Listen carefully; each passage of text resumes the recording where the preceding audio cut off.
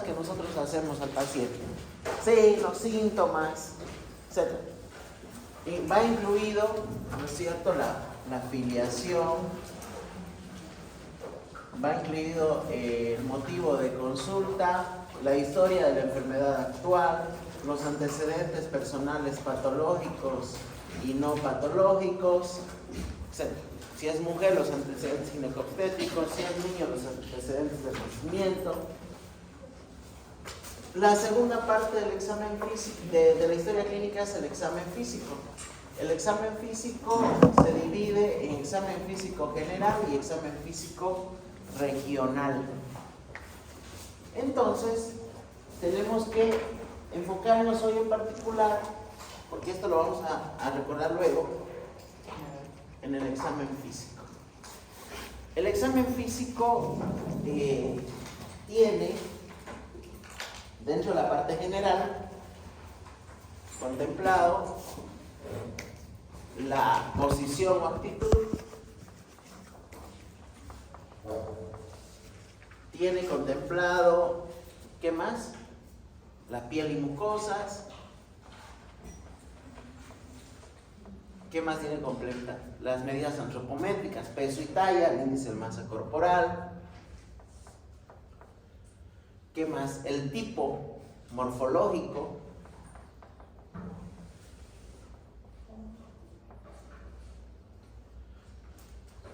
Están los signos vitales.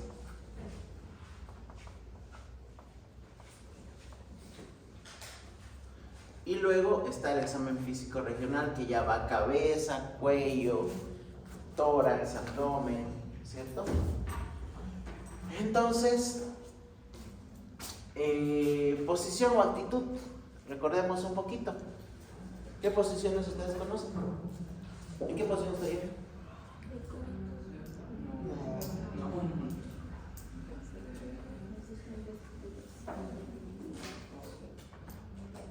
¿En qué posición están ustedes? Sentado. ¿Qué también se llama posición? Fowler. Yo estoy parado o firme. Firme en posición forzada o firme en posición cómoda, activa. ¿Ya? Entonces hay varios tipos de posición. Cuando el paciente está echado de espalda, ¿qué posición es?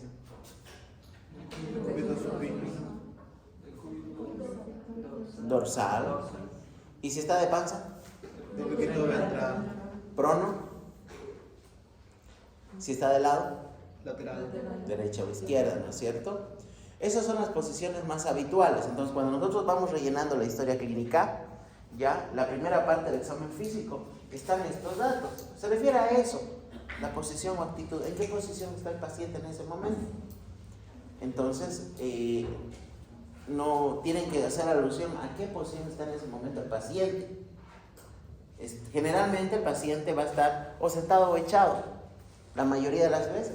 Si está en un consultorio, va a estar sentado, o se sienta en nuestro consultorio, en la silla al lado del escritorio. Si está en una sala de emergencia, probablemente esté echado. El paciente que está en decúbito Fowler o semi-Fowler, ¿cuál es la diferencia entre Fowler y semi-Fowler?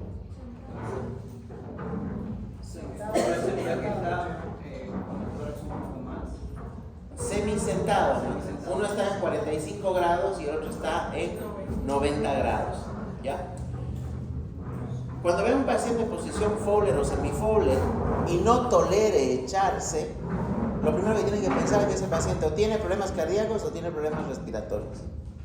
Si ustedes lo echan, no va a tolerar, el paciente se va a sentar, no va a poder echarse porque manifiesta disnea al echarse. Bien, de eso no hay mucho donde perderse. Piel y mucosas, ¿a qué se refiere la exploración cuando estamos adelantando la historia? buena irrigación. Primero veamos lo normal.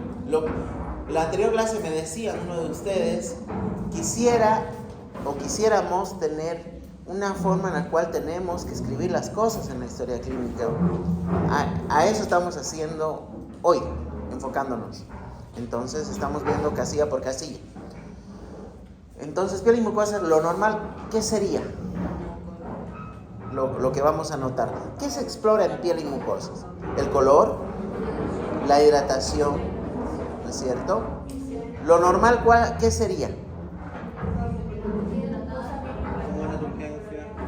Eso, lo que dice su compañera. Normocoloreadas, hidratadas.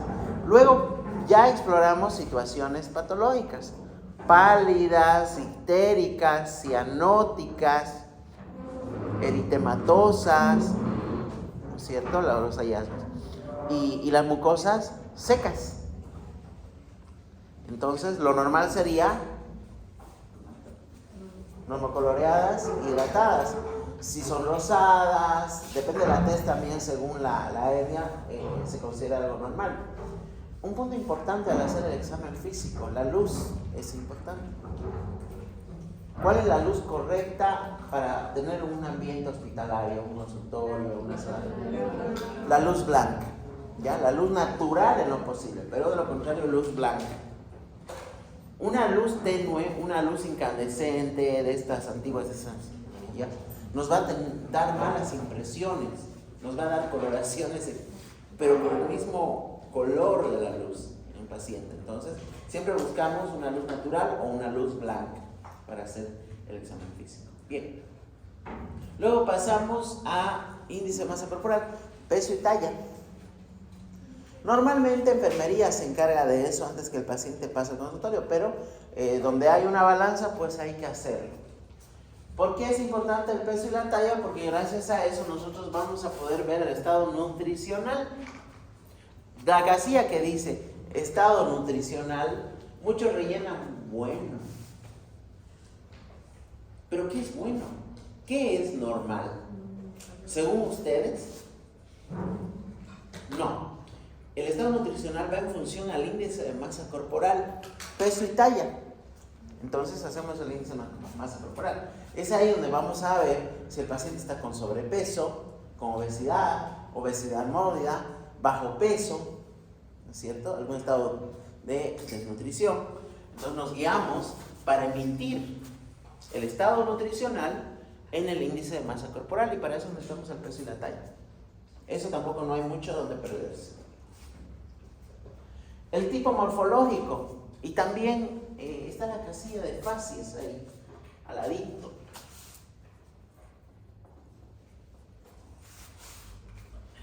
¿Qué es el tipo morfológico? Si es endomórfico, ectomórfico o mesomórfico. ¿Y eso en qué nos ayuda? Para ver su contextura, si es normal para esa talla. No tanto. Hay dos clasificaciones de tipos morfológicos. Lo que acaban de decir ellas, endomórfico, mesomórfico, y está la clasificación de Kressner. Pícnico, leptosómico, pero ¿por qué lo clasifican así? ¿Qué sentido tiene clasificar a los pacientes en tipos morfológicos? ¿Cuál es la utilidad de clasificarlos en un tipo morfológico? De que diferentes patologías son más frecuentes en diferentes morfologías. Muy bien, esa es la respuesta correcta. Los estadistas, los epidemiólogos, los salubristas, en su época, cuando hubo el desarrollo de este contexto, ya clasificaban todo.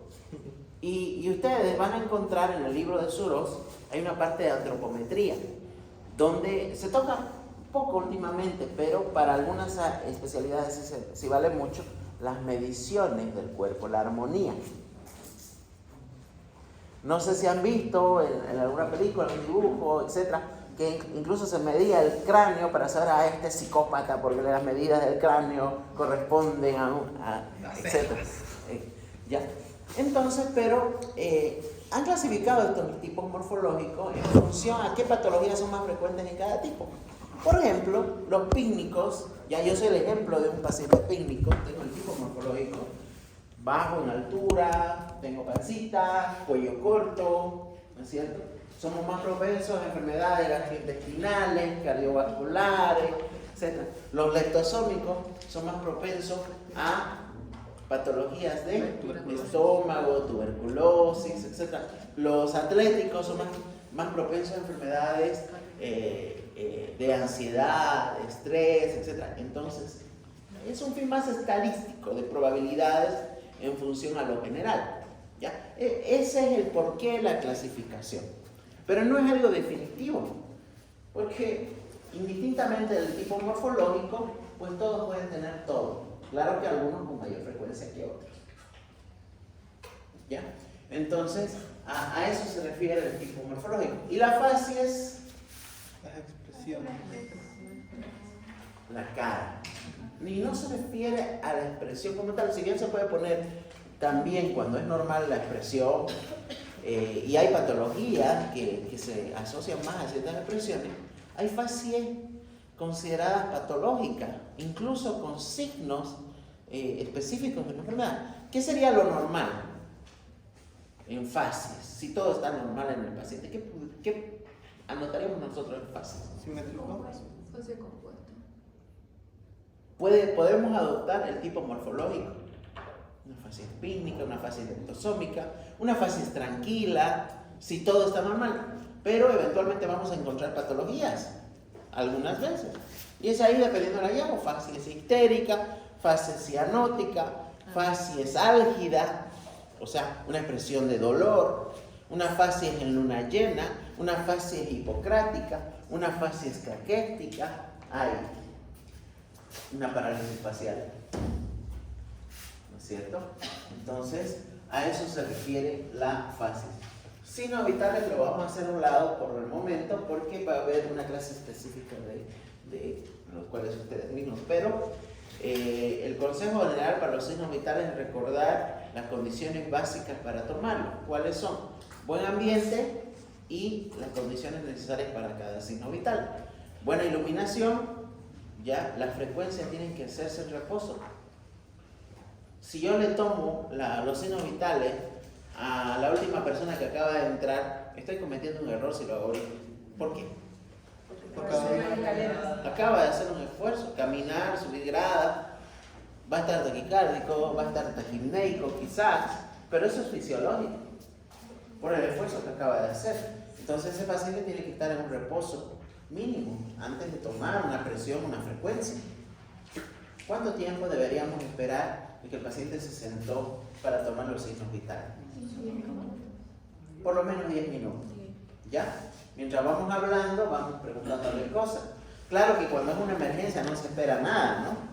Si es el paciente de emergencia es inmediato. Pero cuando estamos en una consulta regular, una consulta programada, pues mientras vamos conversando, el paciente va descansando sentadito, hablando y luego recién tomamos los signos vitales, habiendo guardado el tiempo necesario. Así para tener valores exactos o los mejores en esto. La frecuencia siempre hay que tomarlas al minuto. Nunca calcular. No me saquen en 15 segundos nada. ¿Ya? Muchos toman 15 segundos, le multiplican por 4. Eso está mal. ¿Por qué? Porque podría haber una variedad en ese tiempo transcurrido. ¿Qué pasa si el paciente tiene una arritmia?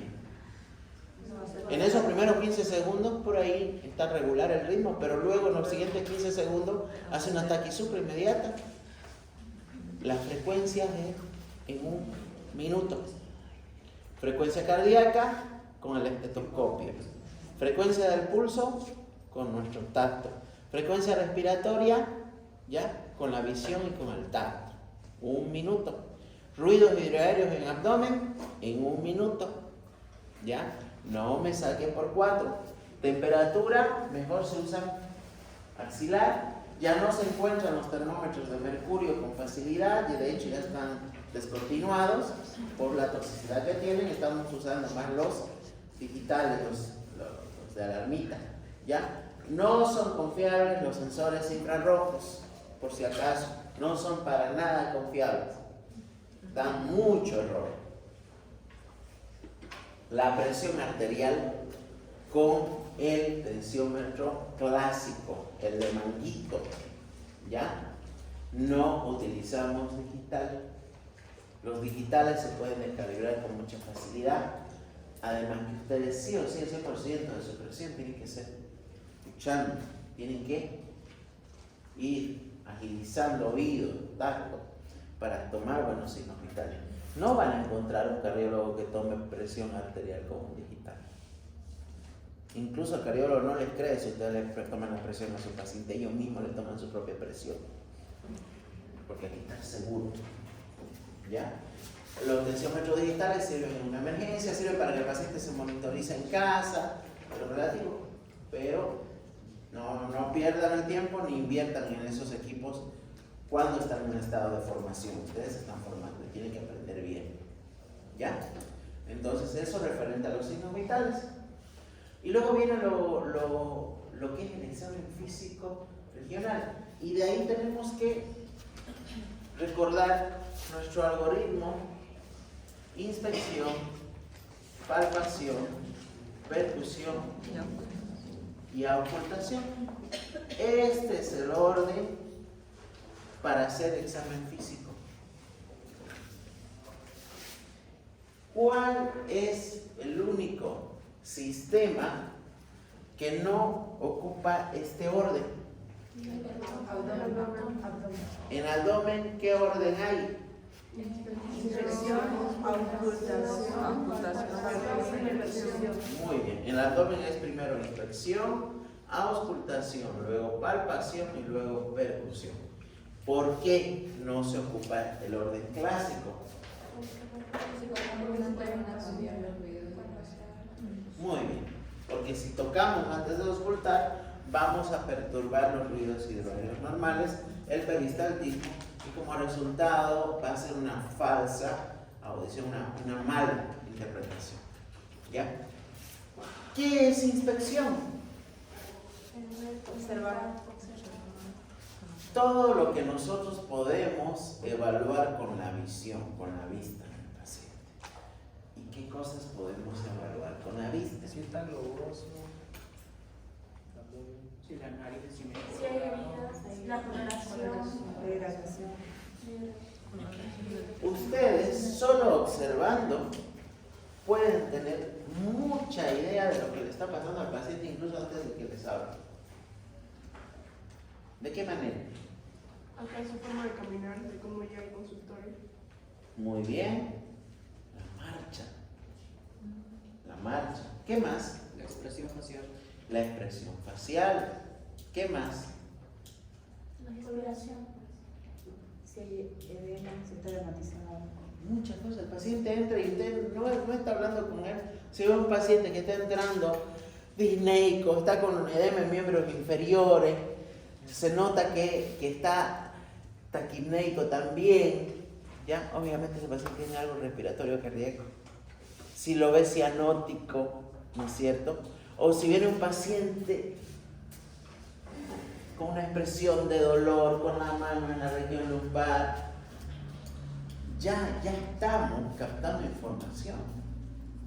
Marcha, facies, posición, datos generales que solo en la visión ya va entrando. Incluso la audición. Muchas veces ni he visto al paciente todavía y entro y yo le digo, está con tos, ¿no? Porque ya lo escuché tosiendo desde afuera. La forma de respirar, etc. Entonces la inspección es muy valiosa y hay que aprender a mirar. ¿Ya? Hay que aprender la inspección. Y también mediante la inspección podemos nosotros ayudarnos en un sentido de apreciar incluso de la fidelidad de los datos que nos está proporcionando el paciente. La forma de saludar, la forma de hablar, si nos mira cuando nos habla, si no esconde la mirada, si no esconde las manos, si no tiene algún tic nervioso, si no está con un problema así. Entonces ya nos vamos dando cuenta también de su estado emocional, o si hay signos de que nos están mintiendo en lo que nos está diciendo, porque hay pacientes muy mentirosos, siempre lo hay. Ya sea intencional o no intencional, algo está. Entonces la inspección es muy valiosa, no solamente en un asunto de examen físico segmentario, sino en un examen físico general, que va desde la marcha, la expresión, la forma de hablar, la forma de mirarlo, la forma de expresarse, hasta en el saludo. Ya no se acostumbra a dar mucho las manos desde que hubo el COVID, pero todavía hay gente que ha vuelto a lo anterior. El asunto de dar la mano antes del COVID era muy importante para nosotros. ¿Por qué? ¿Qué nos ayuda a dar la mano? Temperatura, ¿Qué más? la fuerza. La fuerza. ¿Ya? Entonces, si yo le doy la mano, veo la firmeza del saludo, la mirada. ¿Qué más aparte de captar información? Le estoy generando confianza al paciente. La confianza es importante, porque ustedes tienen que generar confianza en el paciente en segundos. Ustedes disponen de poco tiempo para hablar con el paciente. Para que el paciente les diga la información que usted necesita, el paciente tiene que confiar en usted. Para confiar en usted, usted tiene que desarrollar esa confianza. Siendo respetuoso, dándole importancia, generando confianza. Porque si el paciente de entradita no les tiene confianza, no se va a abrir. Y a ratos hasta hay que ser un poco, no rígido, pero sí llevar la autoridad. En un sentido de dirigir. Si el paciente está asustado, los demás también, y usted no se pone firme, ¿quién va a dirigir? Siempre tiene que haber alguien que dirija. El paciente está asustado, dolorido, busca ayuda, necesita alguien que lo oriente. Entonces, superada la impresión, palpación. ¿Qué es la palpación? Tocar, palpar. Información que nosotros podemos obtener con ayuda del tacto. La sensación. Sensaciones que nosotros podemos captar en el paciente, pero también provocar en el paciente mediante el tacto. Porque si yo estoy explorando puntos dolorosos, ya, quien lo va a sentir el dolor fue él, no nosotros. Aquí duele, sí, mediante la palpación también. Ahora, ¿de qué manera nosotros podemos apreciar cosas con la palpación? ¿Qué datos? Si está muy duro. Temperatura. Muy bien, entonces desde temperatura, elasticidad, nódulos, alteraciones en la forma, y mediante las maniobras que luego vienen, vamos a poder apreciar la localización de órganos, el tamaño de órganos, ya, el volumen de estos, vibraciones vocales en tórax, trill en corazón, que es una vibración también, en abdomen también algunas alteraciones como el gorgoteo, etc. Entonces la palpación es muy diversa según la localización del examen físico. Percusión. ¿Qué hacemos con la percusión? ¿En qué consiste la percusión y qué ganamos percutiendo? Escuchar diversos sonidos para ver si hay, por ejemplo, masas, agua, líquido, por ejemplo, aire en los pulmones, en los intestinos, diferentes ruidos tiene cada uno. Muy bien. Entonces, uno de los médicos que desarrolló la percusión en la exploración del examen físico, ya se dio cuenta que golpeando ciertos lugares en el cuerpo, los sonidos que puede emitir, daba alguna señal, algún tipo de orientación a lo que estaba sucediendo. Hay órganos macizos, hay órganos huecos, hay aire, hay agua. Existen 3 métodos de percusión, no sé si se acuerdan.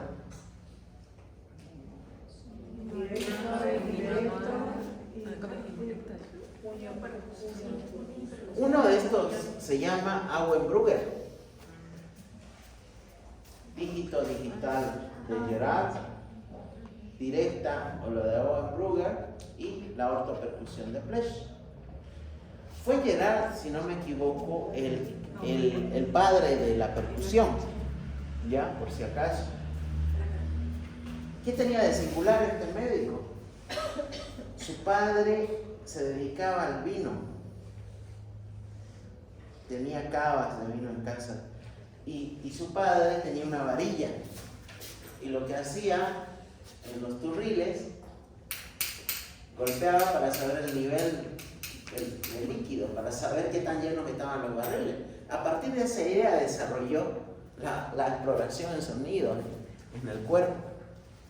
¿Ya?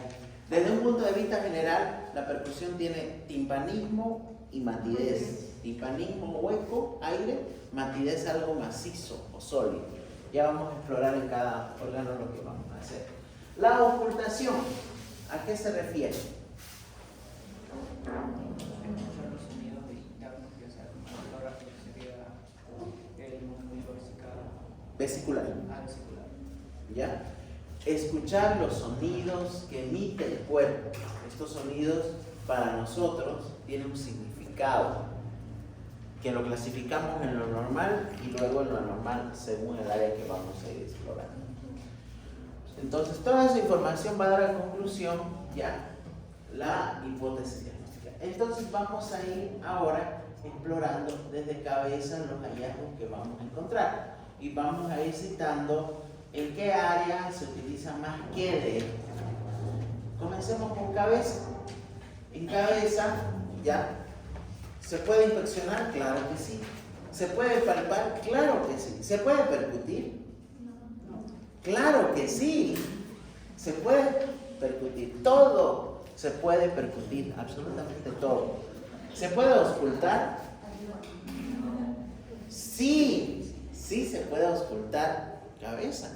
Ustedes pueden auscultar la temporal, pueden auscultar globo ocular, se puede. Ahora, de que sea útil, no tanto, ¿ya? Entonces, percusión y auscultación en cabeza no tiene gran hallazgo ni gran significación. No se hace tanto. Se puede hacer, pero no hay hallazgos importantes. Inspección y palpación, sí, bastante, particularmente inspección.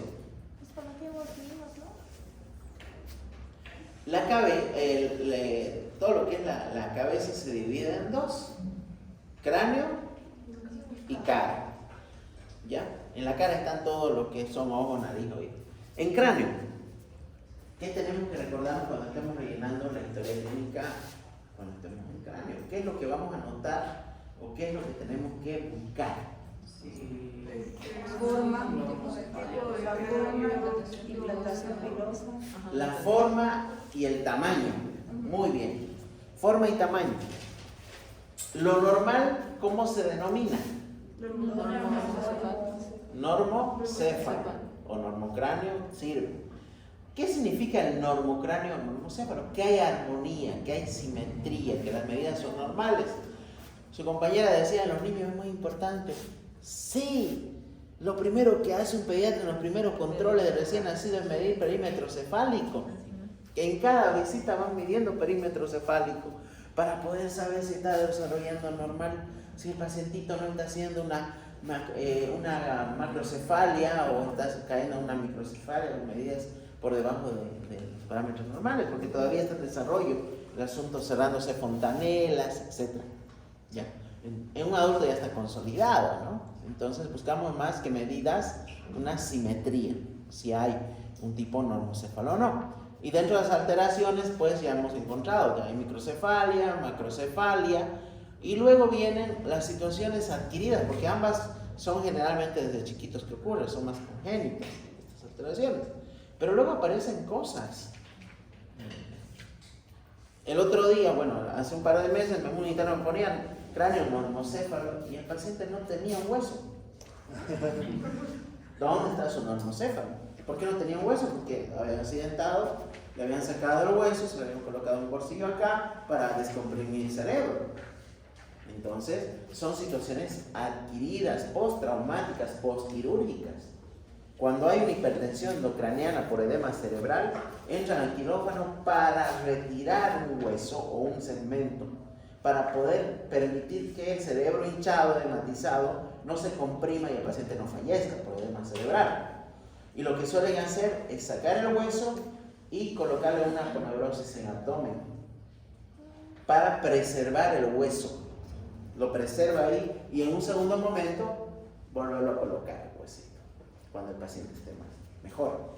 ¿Ya? Entonces, hay situaciones que van adquiriéndose luego. Cirugías, traumas, etc. Su colega también, su compañera decía implantación pilosa, pelo. ¿Ya? Entonces, ¿qué es lo que exploramos en la implantación pilosa? ¿Qué anormalidades podemos encontrar en el cuero cabelludo? Si hay pérdida, ¿ya? Si hay fragilidad capilar. Normalmente, si nosotros pasáramos con la mano y jalamos un poco, es normal encontrar unos cuantos pelitos. Lo que no es normal es que salga todo el mechón, ¿no es cierto? Y existen varias patologías que pueden causar eso, desde estrés hasta psicosis, alteraciones en la superficie dérmica. Podemos encontrar úlceras, podemos encontrar abscesos, podemos encontrar parásitos, ¿no es cierto? ¿Qué parásitos? Y alopecia. ¿Qué significa alopecia? La pérdida de alguna. La alopecia tiene dos tipos de presentación. ¿Cuáles son? ¿Se acuerdan?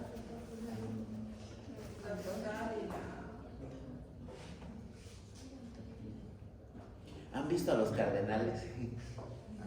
La central, ¿ya? Cuando es el vértex primero, ¿ya? O la periférica, primero con las entradas. Hay esos dos tipos de presentación. Y luego está la difusa, que es por todos lados y es más patológico. ¿Ya? ¿Qué más podemos explorar el cráneo? En la cabeza. La simetría de la nariz. Terminemos acá. Sí, cabeza. Cicatrices, sería, hemos visto. Ahora, eso es infección. ¿Y en palpación? Ya comenzamos a tocar. Usamos la palpación simple, unimanual, ¿no es cierto? Buscando algún nódulo, alguna irregularidad, punto doloroso. ¿No hay? Ya, perfecto. Entonces en cráneo quedaríamos en qué al inscribir en la historia clínica. Normocéfalo, con buena implantación pilosa, etc. Obviamente también anotamos si existen cambios de coloración considerados patológicos. ¿Ya? En la desnutrición. En los niños hay un signo, cambia el colorcito de piel, ¿qué se llama? Cuando se hace medio rubiecito por Sí, los parásitos. ¿Qué se llama? Sé que es por los parásitos, no me acuerdo. No son tanto para esto, es un signo de desnutrición. A ver, van a buscar. Nada más para que lean. No, pero por ahí.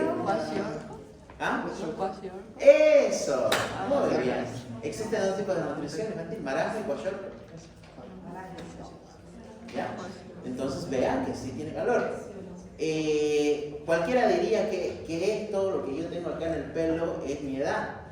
Mi pelo es así desde que yo era jovencito. Entonces, sí. De hecho, toda mi familia lo tiene. Hasta los más chiquitos. Van a buscar qué se llama eso. Pero no se considera una enfermedad, es una alteración en la coloración de pelito. ¿Ya? Y es considerado normal. Bueno, superado cráneo, nos vamos a cara. ¿Ya?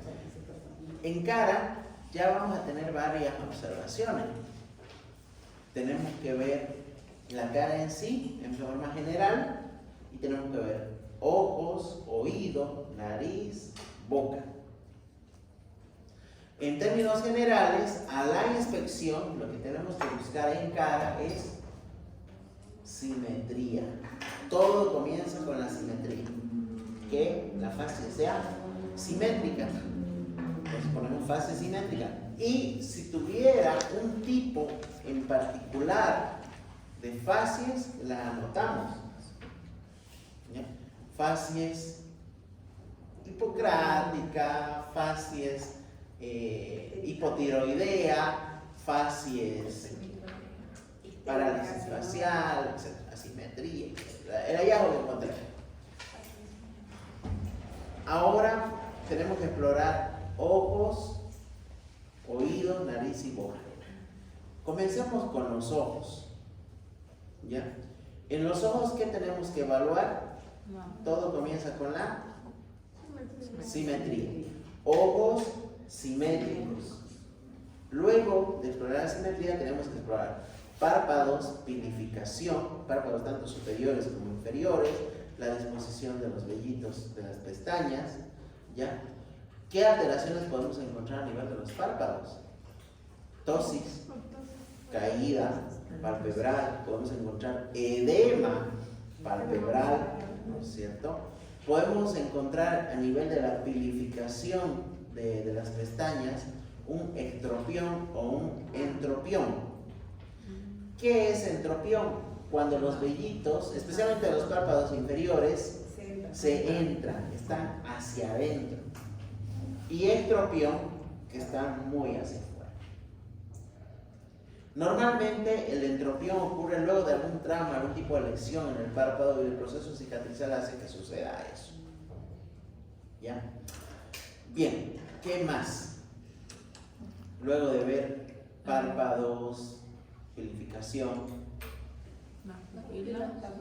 pupilas y conjuntiva. Comencemos con la conjuntiva. El color de la esclerótica, de la conjuntiva. Normalmente tiene que ser blanquecina, pero podemos encontrar ictericia, podemos encontrar algún tipo de hemorragia o algún tipo de lesión, ¿ya? Como el pterígio, ¿ya?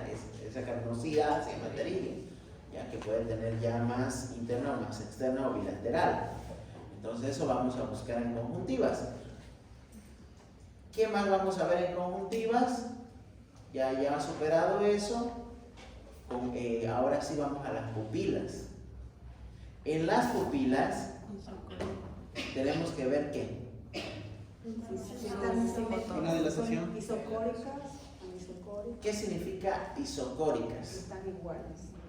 Que el diámetro de ambas pupilas son iguales. ¿Cómo exploramos las pupilas? ¿Con la ayuda de qué? Con una linterna. ¿Ya? Con el estímulo luminoso, con luz. Entonces, vamos viendo si las pupilas tienen el mismo diámetro o no, en primera instancia. Si las pupilas son iguales, hay que anotar isocóricas. Si las pupilas no son iguales, anotamos anisocóricas. Las pupilas pueden ser fotorreactivas o no fotorreactivas, o sea, estimularse con la luz o no. Lo normal es que con el estímulo luminoso cambien de diámetro. Cuando no y están fijas, son areflécticas, sin reflejo pupilar. Cuando llevamos ojo, vamos a ver un ejercicio que se hace relacionando el ojo rojo y el reflejo pupilar y cómo diferenciar, por ejemplo, un incremento en la presión intraocular aguda, por ejemplo. Bien, ahora, superado eso, ¿qué más tendríamos que mirar el ojo? La esclerótica. Ya hemos visto esclera, hemos visto pupilas. Muy bien, el movimiento de los ojos. Sigue siendo una inspección, pero ya nos ayudamos con algún tipo de maniobra. Entonces, mira este lapicero sin mover la cabeza ni el cuello. Mantente fijo acá.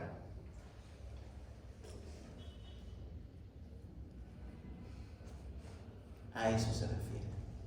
Ya que se puede hacer en conjunto y también se puede hacer individualizando cada ojo. Ese es el reflejo consensual. ¿Ya? Muy bien. Superado ojo, ¿se puede palpar? ¿Se puede que se pueda? Claro que se puede palpar párpados, puntos dolorosos, la región lacrimal, porque a veces hay obstrucciones de las glándulas lacrimales, hay secreciones, hay abscesitos, etc. Ahora, antes de superar eso, ¿qué tendríamos que anotar normal? Supongo que están anotando, ¿no? ¿Qué tendríamos que anotar normal en ojo? Si está todo normal. Ojos simétricos. Ojo, ojo con el ojo. Ojo, no necesitamos muchas veces decir no hay esto, no hay esto, no hay esto. Solo se pone lo que se ve. ¿Ya? Entonces, si todo está normal, bastaría colocar ojos simétricos, esclera blanquecina, pupilas isocóricas fotorreactivas. Punto. Nada más. Si queremos agregar algo más, podemos agregar un reflejo consensual o fotomotor normal o positivo. Y ahí se acabó. No necesitamos poner no hay entropión, no hay entropión, no hay secreción. No necesitamos colocar lo que no hay. ¿Ya? Entonces, bastaría colocar eso en el examen físico de ojo cuando todo es normal. ¿Bien? Ojos simétricos, esclera blanquecina, pupilas isocóricas fotorreactivas, reflejo consensual conservado. Eso.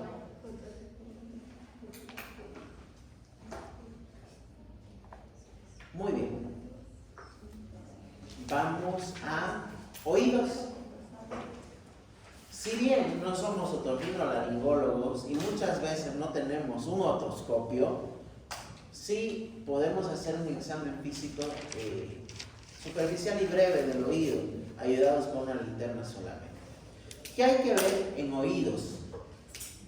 Todo comienza con la simetría, nuevamente, tienen que estar simétricos, iguales ambas, y la implantación tiene que ser simétrica, o sea, al mismo nivel, porque puede haber esto, puede haber uno más arriba que el otro, ¿ya? Entonces, la implantación. ¿Qué vamos a ver luego de la simetría y la implantación? El pabellón auricular, primero, ¿no es cierto? Que no tenga ningún tipo de alteración. ¿Qué alteraciones podemos encontrar en el pabellón auricular? Más chico, más grande. ¿Ya? ¿Qué más? Lesiones evidentes, algunas alteraciones. Culturalmente, pues, en las damas más que todo y en algunos varones, los aros, ¿no? En distintos niveles. Y eso es algo más cultural, no deja de ser un trauma, una lesión, pero es más cultural y no se considera algo patológico. Ya, salvo cuando haya habido accidentes, etc. Ya, también lo que vamos a explorar es que no haya ninguna lesión periférica alrededor del oído. Hematomas, ganglios, tumoraciones al presentar. ¿Ya? En las mastoiditis, generalmente el área de la mastoides está tumefacta, roja, hematizada y dolorosa. Que no haya a simple vista secreción que esté saliendo por el oído, cualquier tipo de secreción, amarillenta, hemorrágica, transparente, etc. Otorrea, otorragia. Con la ayuda de la linterna examinamos solo el canal auditivo externo. Alguna vez podemos encontrar cuerpos extraños superficiales, las mismas secreciones, cuerpos extraños, parásitos. Es horrible que entre un insecto a los que les ha entrado alguna vez. ¿Ya? Eso referente a oídos. Si fuera todo normal, ¿qué deberíamos anotar en oído? Oídos simétricos. ¿Qué más? Buena implementación. Simétricos, implantación normal, y si hubiera algún tipo de secreción, la anotamos. Si no, conducto auditivo externo permeable, o sea, libre. Nada más. ¿Se puede palpar? Sí se puede, buscando puntos dolorosos, hematoides, etc. Cuando hay otitis media, por ejemplo, si traccionamos el pabellón hacia atrás, es doloroso. Ya, hay algunas maniobras, pero no es algo habitual. Ya, superado oído, vamos a nariz. ¿En nariz qué vamos a explorar? Ahora, ya están aprendiendo. La simetría. La nariz, la simetría. Luego, ¿qué vamos a explorar en nariz? Las fosas nasales, la permeabilidad de estas. Con la ayuda de una linterna, ya exploramos las fosas nasales. Hacemos un poquito de presión, miramos. A simple vista, con una linterna sí se puede apreciar algo del tabique, si no está perforado, si no hubiera alguna úlcera, algún tipo de secreción, pólipo, alguna lesión evidente, ¿ya? A la palpación se explora movilidad y puntos dolorosos, si los hubiera. Hablando de pólipos, ¿saben qué son los pólipos? Son unas Bolitas duras. desde un punto de vista estructural es una proliferación del sustrato de la piel, pero es como una verruga, básicamente, ya que no es una enfermedad como tal, en realidad es una degeneración por la proliferación celular en pacientes muy alérgicos. Los pólipos están casados con la rinitis alérgica, se da en estos pacientes. No es contagioso y es fregado cuando aparecen porque en algún momento se vuelve quirúrgico. Ya. Hay que explorar también con el mismo paciente. Meta aire, tapes a un lado, fosa nasal permeable. No hay obstrucción, la respiración es normal. ¿Qué función tiene la nariz? Calienta, humedece. Temporizar. Acondicionar el aire. Es un acondicionador de aire. Filtra lo que decían ustedes, aumenta la temperatura y aumenta la humedad, humidifica el aire inspirado para que entre con mayor humedad, mayor temperatura y filtrado ya en la respiración. ¿Ya? Esa es la función de la nariz. Desde un punto de vista de normalidad, ¿qué anotaríamos nosotros en nariz? Simétrico, fosa nasal permeable. Nariz simétrica, fosas nasales permeables. Nada más. Y dilatado. Ahora, estando en esta zona, sí se utiliza percusión en esta área.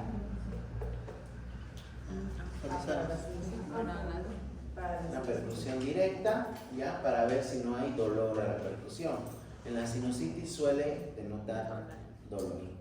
Pero solo se lo anota si es que hubiera, no se lo pone de forma rutinaria sin dolor a la percusión, solo si hubiera la llave. ¿Ya? No es algo rutinario. Boca.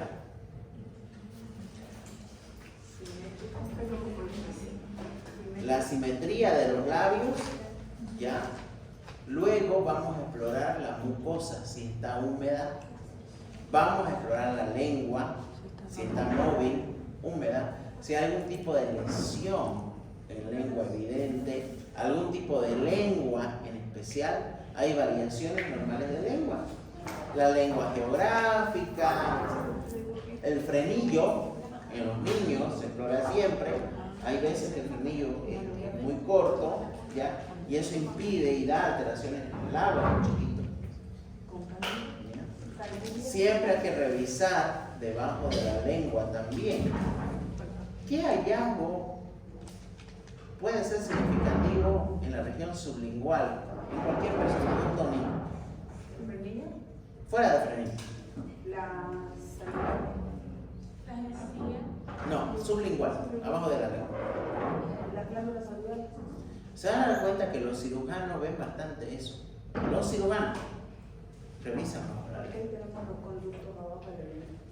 Pero ¿por qué un cirujano revisaría debajo de la lengua? Hay que ver si van a ver.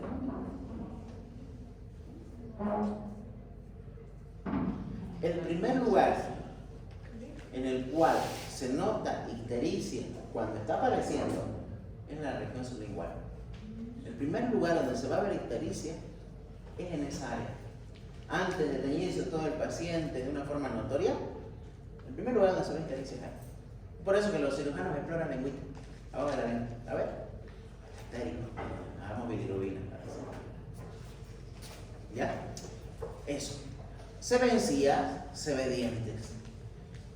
Los cardiólogos y los neumólogos vemos mucho dientes. ¿Por qué?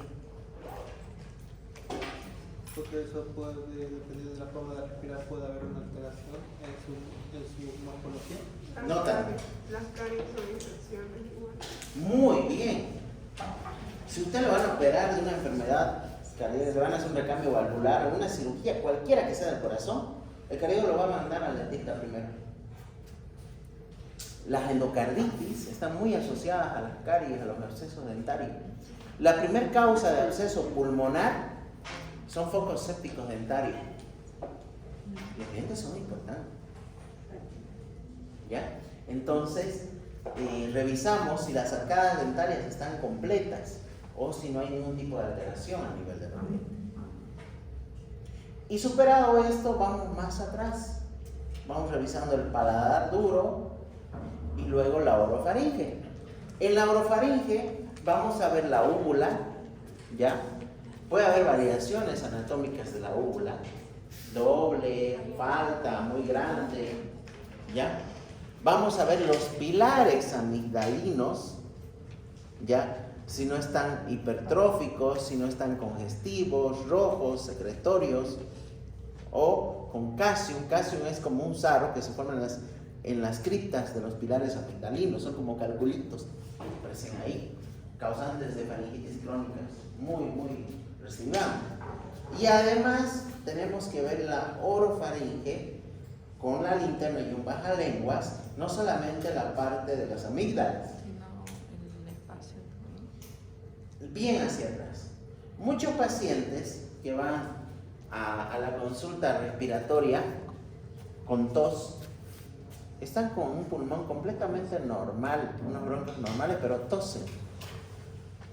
Las enfermedades de vía respiratoria alta a nivel nasal, la rinitis, la sinusitis, pueden producir tanto moco que muchas veces no solo molesta la nariz, sino que hay un goteo retronasal de esa mucosidad.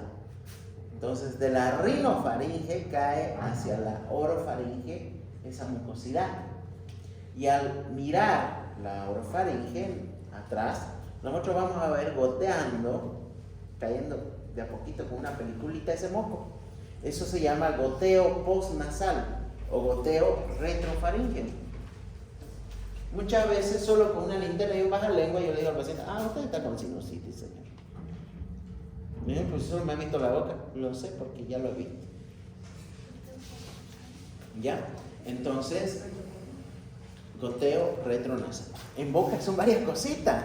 Simetría, hidratación, movimientos de la lengua, las arcadas dentarias, los pilares amigdalinos.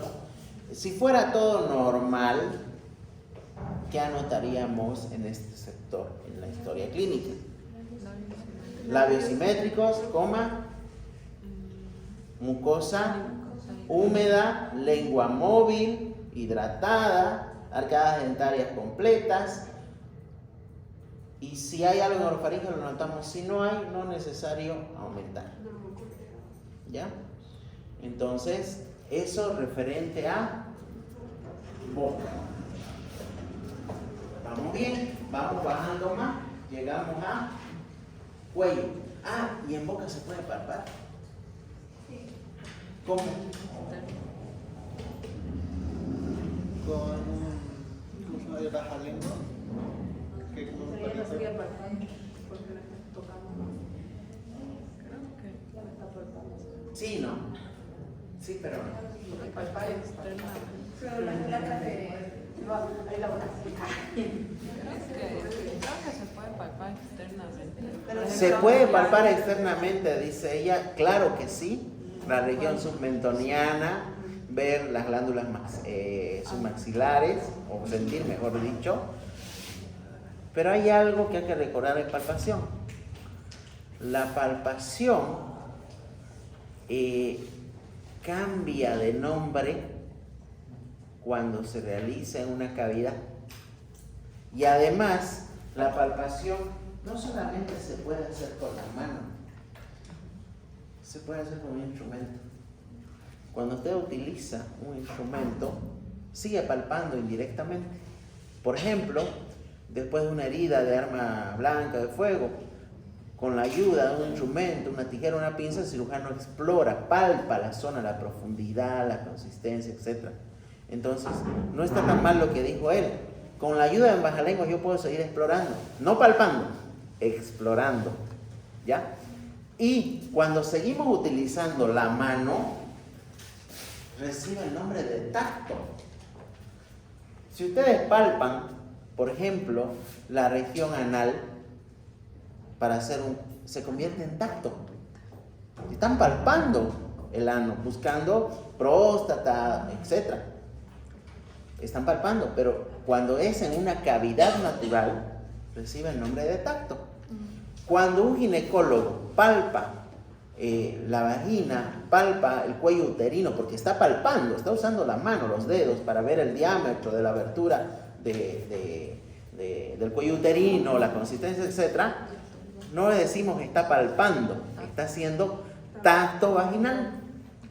Entonces, la palpación cambia de nombre a tacto cuando se realiza en una cavidad natural. Eso también hacerles acuerdo, si no lo tenían en mente, se llama así. ¿Ya?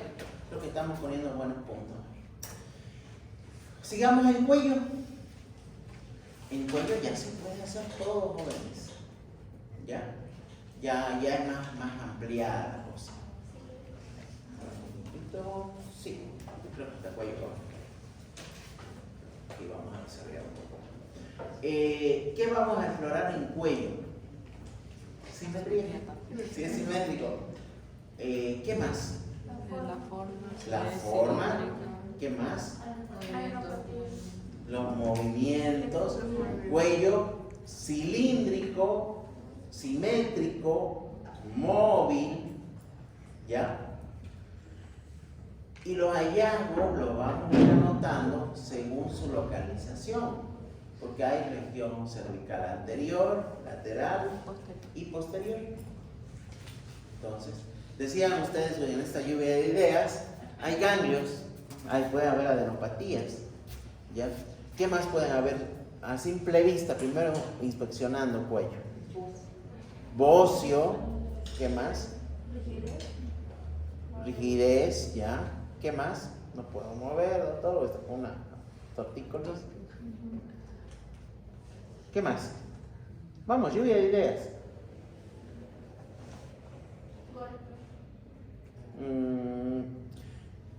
¿Qué viene luego del golpe? Hematomas. ¿Ya? La idea es buena. A ver, chicos, son como 40 y pico cabezas en contra de una. Ustedes tienen que ganarme.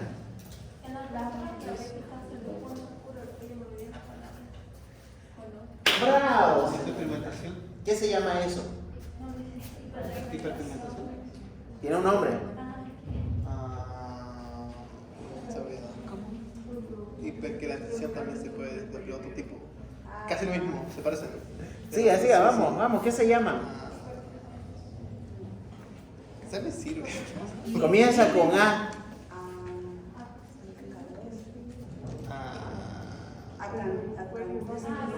Muy bien, esa es la técnica del parto en docencia. ¿Qué? Es que es como un parto, uno va induciendo a que ustedes respondan. ¿Ya? Esa es la forma. ¿Ya? La acantosis nígrica, que también se los puede llamar los acrocordones. ¿Ya? Que se da, ella dijo diabetes, pero en realidad se da en la resistencia a la insulina. ¿Ya? Muy bien, estamos bien, entonces estamos explorando sobre la inspección. Ahora, ¿qué más se puede ver en cuello? Hay más todavía por ver. ¿Ah? Verrugas. Ya, alteraciones en la piel, lesiones elementales, primarias o secundarias. La tiroides. Ya hemos dicho bocio. No se olviden que el cuello también tiene vasos. Regurgitación yugular. Hay dos alteraciones vasculares, lo que ustedes dicen, la ingurgitación yugular y también la danza carotídea. Hay vena y arteria en el cuello. ¿Ya? Hay vena y arteria y las dos pueden expresarse. ¿En qué situaciones se da la ingurgitación yugular? Cuando hay un exceso de presión en las venas. No es normal. Nunca va a ser normal la ingurgitación yugular. Solo va a ser notorio en pacientes que tengan insuficiencia cardíaca o algún problema hepático por la hipertensión portal que pueda tener el paciente. Y eso se va a ver, depende, incluso en ciertas posiciones solamente, cuando el paciente se echa, por ejemplo, es más notorio. Si ustedes presionan la región del hígado, se va a ver más notorio también. Ya. Bien, superado eso, ya comenzamos a palpar. En la palpación, ¿qué vamos a explorar en cuello? Nódulos, alteraciones, dolor, ¿ya? Vamos a poder explorar la tiroides, ¿ya? Las diferentes maniobras que se pueden realizar. ¿Qué más? Vamos a poder explorar el pulso. Muy bien, ¿qué más? Temperatura, elasticidad. Sí, dolor a nivel cervical. ¿Qué más se puede hacer mediante la palpación? Ya se puede explorar algo que pertenece más a la vía respiratoria también. La movilidad de la tráquea, la laringe. Pónganse la mano aquí, así. Ahora hablen. Las vibraciones laringotraqueales. Ya se puede explorar las vibraciones laringotraqueales. Percutir, ¿ya se puede percutir? Claro que sí. Aunque no hay grandes hallazgos, se puede percutir. Para poder saber si la sonoridad laringotraqueal está conservada o no. Ya se puede auscultar. Se puede auscultar los vasos del cuello, se puede auscultar los sonidos laringotraqueales. Entonces el cuello ya como que se va utilizando ya todas las maniobras, desde la inspección hasta la auscultación. Entonces, ¿qué anotaríamos? Normal el cuello. Simétrico, cilíndrico, móvil. ¿Qué más? Signo de neuropatías palpables. Y si queremos, con eso bastaría. Pero si quieren más, sí se puede rellenar palpación y percusión. Sin puntos dolorosos, vibraciones laringotraqueales conservadas, sonoridad timpánica laringotraqueal conservada. Si quieren concluir desde la inspección hasta la auscultación. Y en la auscultación, ¿qué anotaríamos en cuello? ¿Y tiene laringotraqueales normales? Sin soplos. Porque también sopla, Las estenosis carotidias se pueden auscultar mediante soplo. Y también algunas valvulopatías se puede auscultar un soplo a nivel carotidio cuando se ausculta la zona. Entonces ya comenzamos a explorar un poco más. Creo que ahí vamos a quedar, ¿sí? Y la próxima clase nos toca tórax, abdomen, ¿ya? Ahí sí vamos a usar los estetoscopios. Vamos a ir así como estamos yendo, bajando, bajando, bajando, para completar cómo es que se rellena el examen físico. La práctica igual es la teórica. La práctica aquí es la teórica. Las primeras dos nos han pedido que sean